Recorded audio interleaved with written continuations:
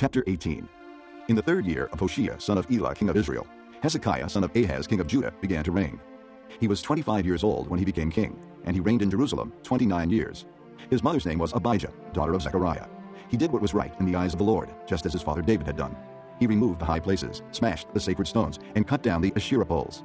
He broke into pieces the bronze snake Moses had made, for up to that time the Israelites had been burning incense to it. It was called Nehushtan. Hezekiah trusted in the Lord, the God of Israel. There was no one like him among all the kings of Judah, either before him or after him. He held fast to the Lord and did not cease to follow him.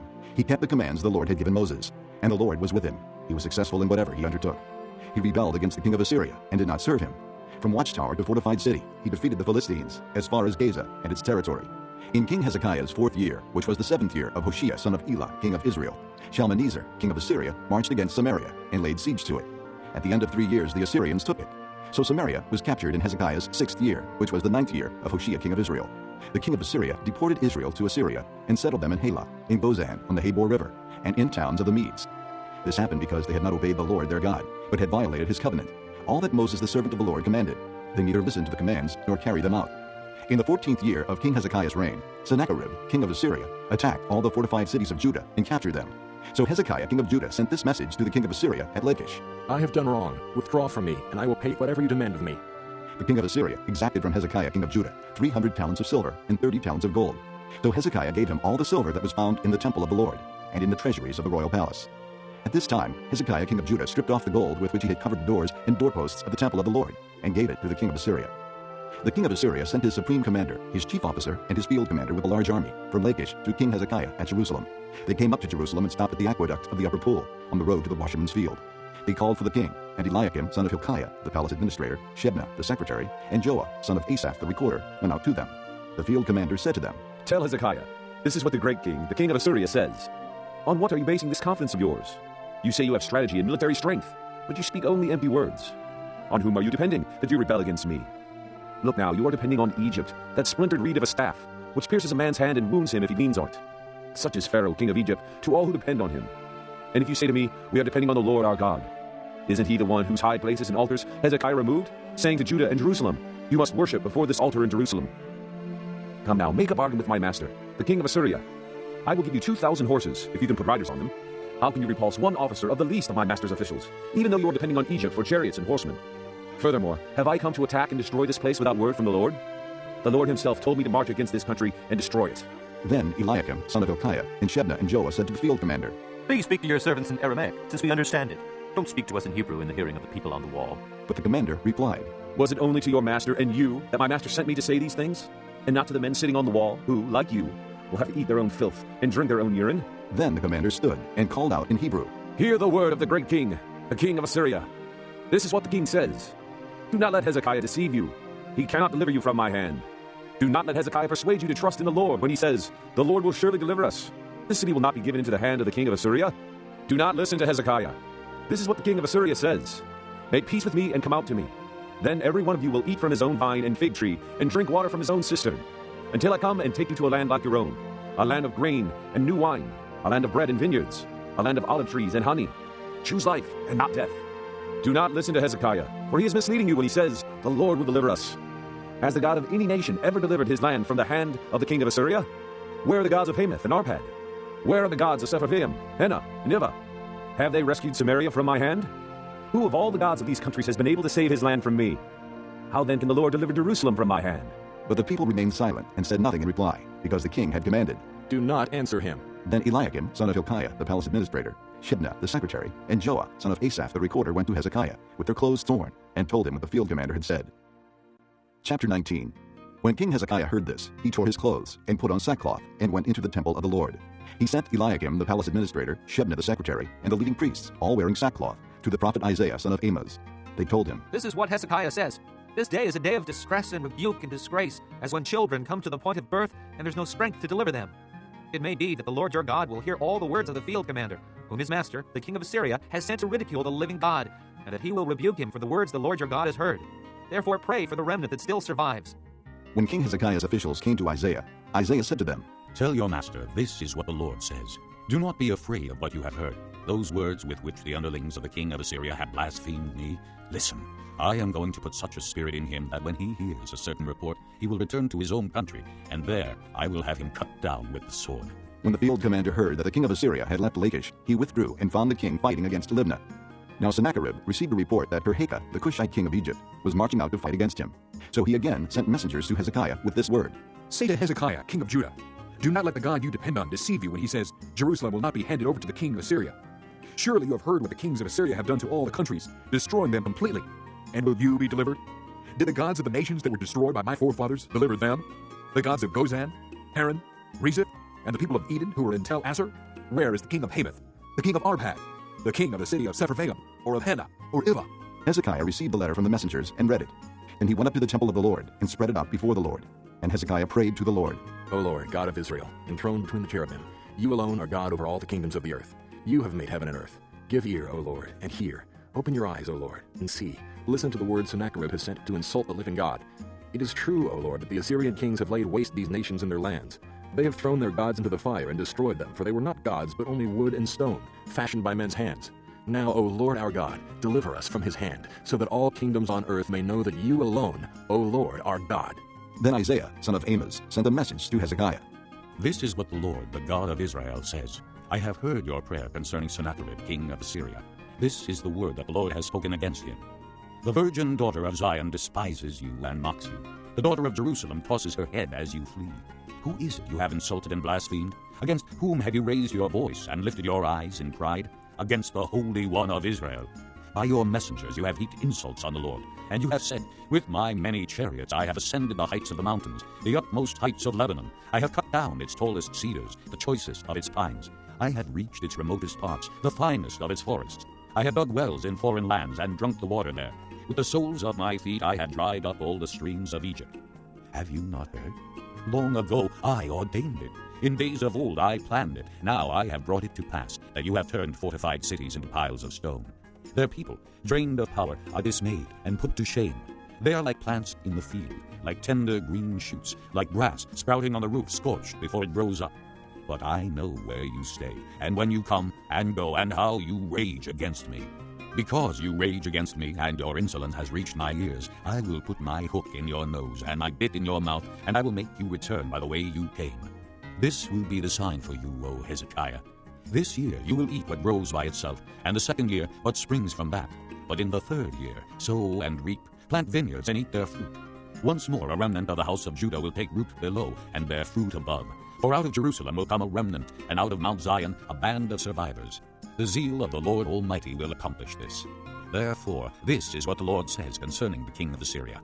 He will not enter this city, or shoot an arrow here. He will not come before it with shield, or build a siege ramp against it.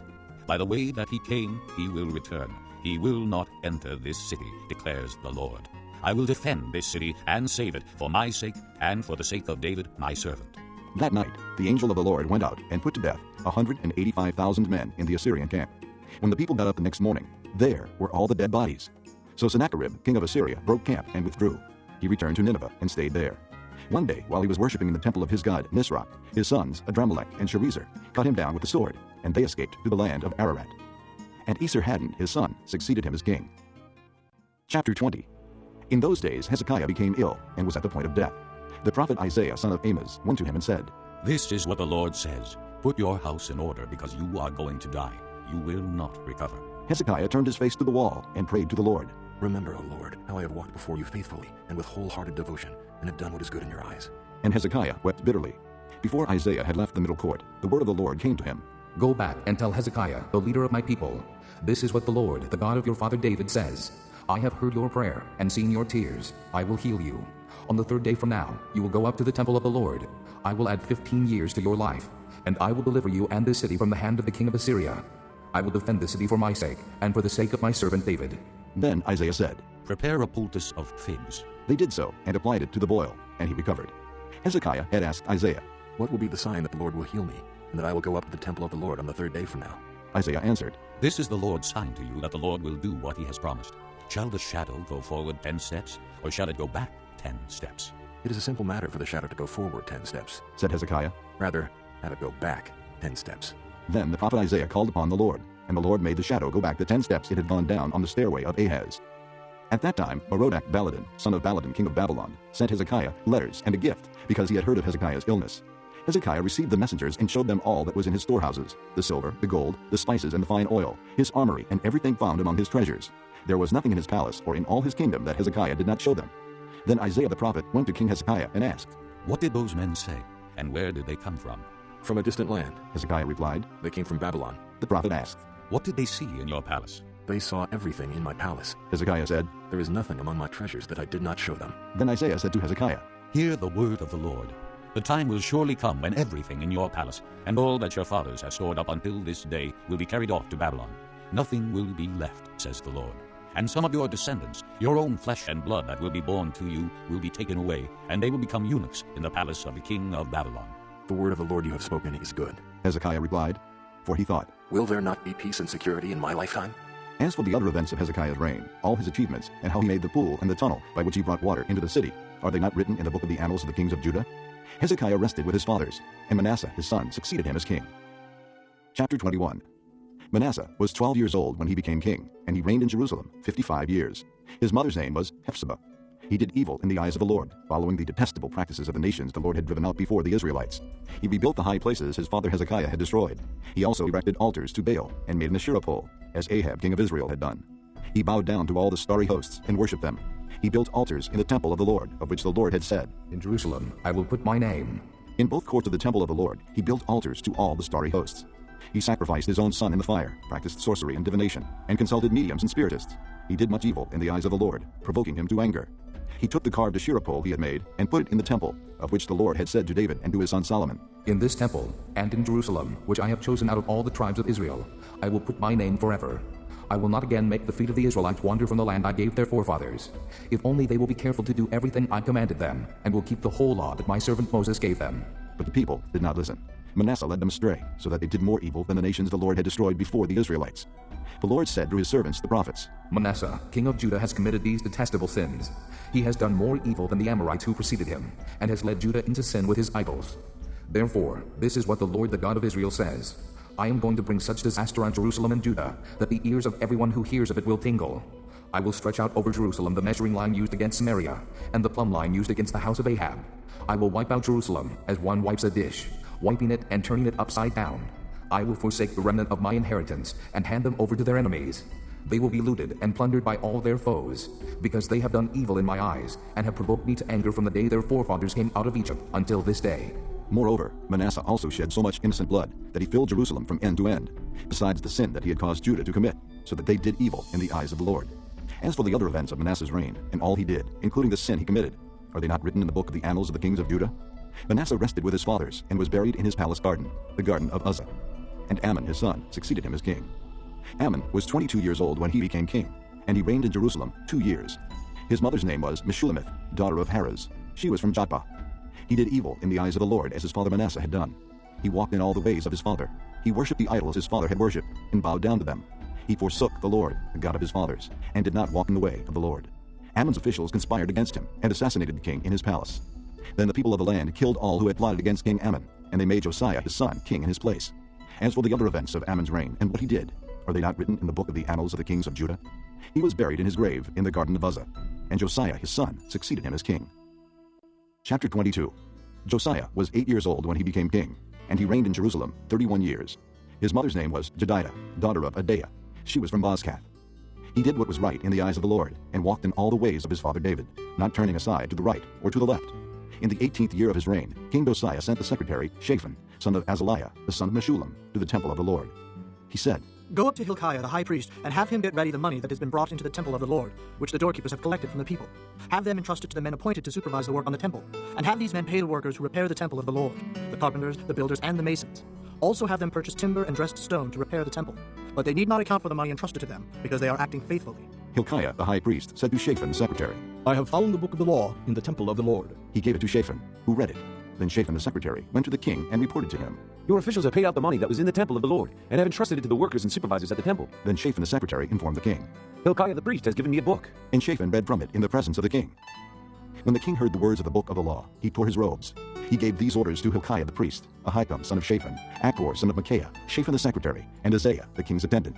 Go and inquire of the Lord for me and for the people and for all Judah about what is written in this book that has been found. Great is the Lord's anger that burns against us because our fathers have not obeyed the words of this book. They have not acted in accordance with all that is written there concerning us. Hilkiah the priest, Ahikam, Achbor, Shaphan, and Isaiah went to speak to the prophetess Huldah, who was the wife of Shallum son of Tikvah, the son of Harhas, keeper of the wardrobe. She lived in Jerusalem, in the 2nd district. She said to them, This is what the Lord, the God of Israel, says. Tell the man who sent you to me, this is what the Lord says. I am going to bring disaster on this place and its people, according to everything written in the book the king of Judah has read.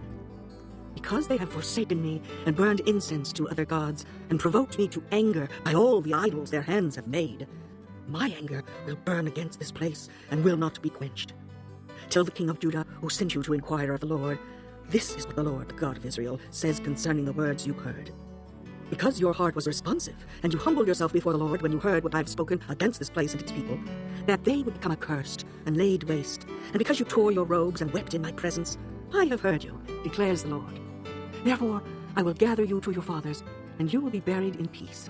Your eyes will not see all the disaster I am going to bring on this place. So they took her answer back to the king.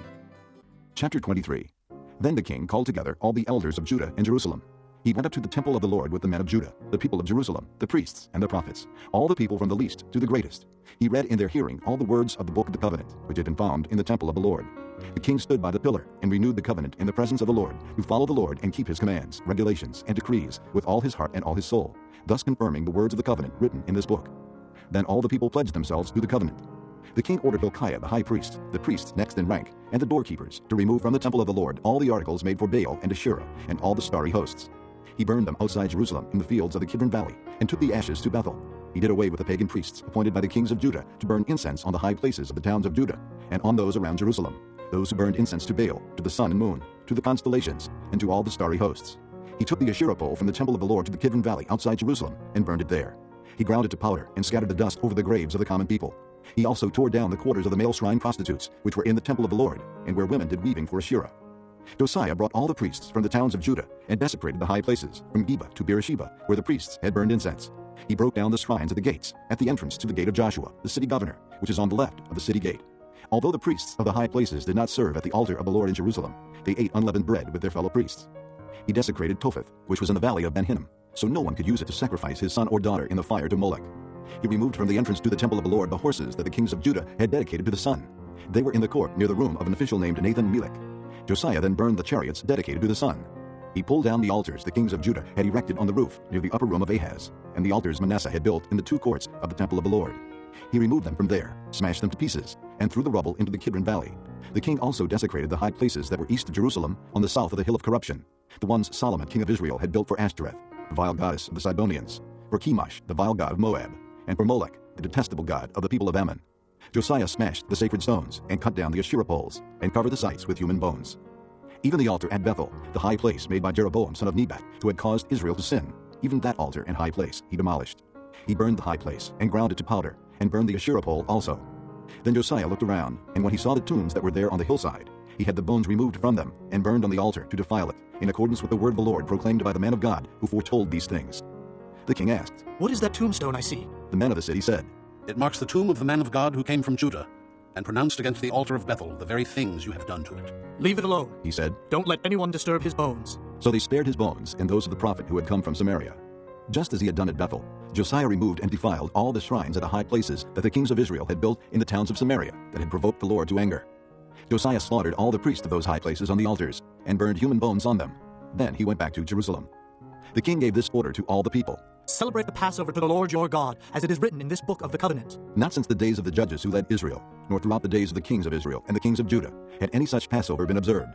But in the 18th year of King Josiah, this Passover was celebrated to the Lord in Jerusalem.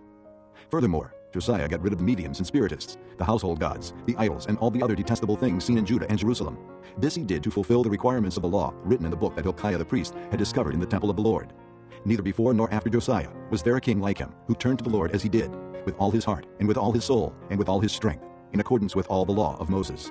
Nevertheless, the Lord did not turn away from the heat of his fierce anger, which burned against Judah because of all that Manasseh had done to provoke him to anger. So the Lord said, I will remove Judah also from my presence, as I removed Israel, And I will reject Jerusalem, the city I chose, and this temple, about which I said, There shall my name be. As for the other events of Josiah's reign, and all he did, are they not written in the book of the annals of the kings of Judah? While Josiah was king, Pharaoh Necho, king of Egypt, went up to the Euphrates River to help the king of Assyria. King Josiah marched out to meet him in battle, but Necho faced him and killed him at Megiddo. Josiah's servants brought his body in a chariot from Megiddo to Jerusalem and buried him in his own tomb. And the people of the land took Jehoahaz, son of Josiah, and anointed him and made him king in place of his father. Jehoahaz was 23 years old when he became king, and he reigned in Jerusalem 3 months.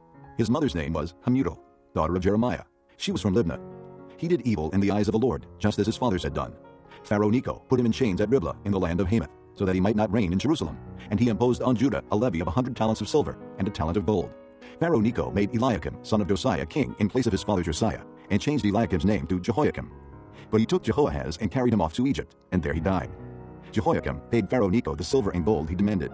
In order to do so, he taxed the land and exacted the silver and gold from the people of the land, according to their assessments. Jehoiakim was 25 years old when he became king, and he reigned in Jerusalem 11 years. His mother's name was Zebidah, daughter of Pedaiah. She was from Rumah.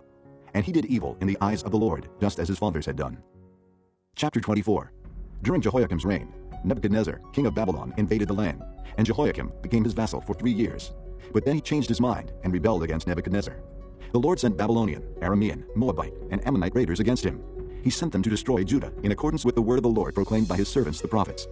Surely these things happened to Judah according to the Lord's command, in order to remove them from his presence because of the sins of Manasseh and all he had done, including the shedding of innocent blood. For he had filled Jerusalem with innocent blood, and the Lord was not willing to forgive.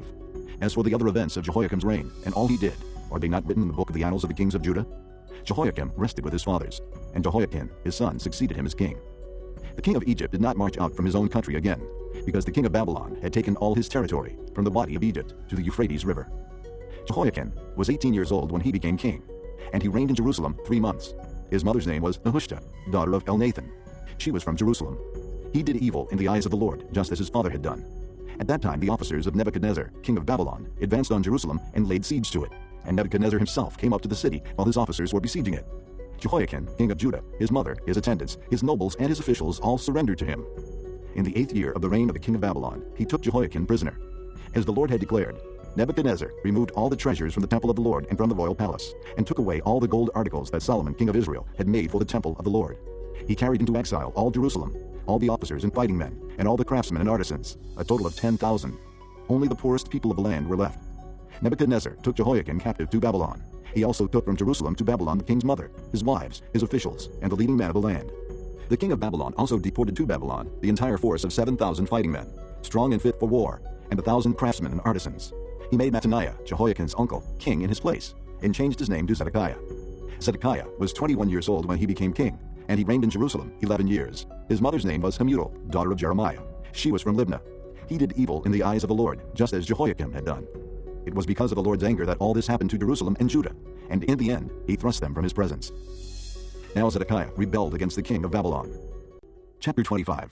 So in the 9th year of Zedekiah's reign, on the 10th day of the 10th month, Nebuchadnezzar, king of Babylon, marched against Jerusalem with his whole army. He encamped outside the city and built siege works all around it. The city was kept under siege until the 11th year of King Zedekiah. By the 9th day of the 4th month, the famine in the city had become so severe that there was no food for the people to eat. Then the city wall was broken through, and the whole army fled at night through the gate between the 2 walls near the king's garden, though the Babylonians were surrounding the city. They fled toward the Arabah, but the Babylonian army pursued the king and overtook him in the plains of Jericho. All his soldiers were separated from him and scattered, and he was captured. He was taken to the king of Babylon at Riblah, where sentence was pronounced on him. They killed the sons of Zedekiah before his eyes. Then they put out his eyes, bound him with bronze shackles, and took him to Babylon. On the 7th day of the 5th month, in the 19th year of Nebuchadnezzar, king of Babylon, Nebuzaradan, commander of the imperial guard and official of the king of Babylon, came to Jerusalem. He set fire to the temple of the Lord, the royal palace, and all the houses of Jerusalem. Every important building he burned down. The whole Babylonian army, under the commander of the imperial guard, broke down the walls around Jerusalem. Nebuzaradan, the commander of the guard, carried into exile the people who remained in the city, along with the rest of the populace, and those who had gone over to the king of Babylon. But the commander left behind some of the poorest people of the land to work the vineyards and fields. The Babylonians broke up the bronze pillars, the movable stands, and the bronze sea that were at the temple of the Lord, and they carried the bronze to Babylon. They also took away the pots, shovels, wick trimmers, dishes, and all the bronze articles used in the temple service. The commander of the imperial guard took away the censers and sprinkling bowls, all that were made of pure gold or silver. The bronze from the 2 pillars, the sea, and the movable stands which Solomon had made for the temple of the Lord was more than could be weighed. Each pillar was 27 feet high. The bronze capital on top of one pillar was 4.5 feet high and was decorated with a network and pomegranates of bronze all around. The other pillar, with its network, was similar. The commander of the guard took his prisoners Seraiah, the chief priest, Zephaniah, the priest next in rank, and the 3 doorkeepers. Of those still in the city, he took the officer in charge of the fighting men and 5 royal advisors. He also took the secretary, who was chief officer in charge of conscripting the people of the land, and 60 of his men who were found in the city. Nebuzaradan the commander took them all and brought them to the king of Babylon at Riblah. There at Riblah, in the land of Hamath, the king had them executed. So Judah went into captivity, away from her land. Nebuchadnezzar, king of Babylon, appointed Gedaliah, son of Ahikam, the son of Shaphan, to be over the people he had left behind in Judah. When all the army officers and their men heard that the king of Babylon had appointed Gedaliah as governor, they came to Gedaliah at Mizpah. Ishmael, son of Nethaniah, Johanan, son of Kareah, Seraiah, son of Tanhumath, the Netophathite, Jaazaniah, the son of the Maacathite, and their men. Gedaliah took an oath to reassure them and their men. Do not be afraid of the Babylonian officials, he said. Settle down in the land and serve the king of Babylon, and it will go well with you. In the 7th month, however, Ishmael, son of Nethaniah, the son of Elishama, who was of royal blood, came with 10 men and assassinated Gedaliah, and also the men of Judah and the Babylonians who were with him at Mizpah. At this, all the people from the least to the greatest, together with the army officers, fled to Egypt for fear of the Babylonians. In the 37th year of the exile of Jehoiakim, king of Judah, in the year Evil-Merodach became king of Babylon, he released Jehoiakim from prison on the 27th day of the 12th month. He spoke kindly to him and gave him a seat of honor higher than those of the other kings who were with him in Babylon. So Jehoiakim put aside his prison clothes and for the rest of his life ate regularly at the king's table. Day by day the king gave Jehoiakim a regular allowance as long as he lived. This concludes Disc 22.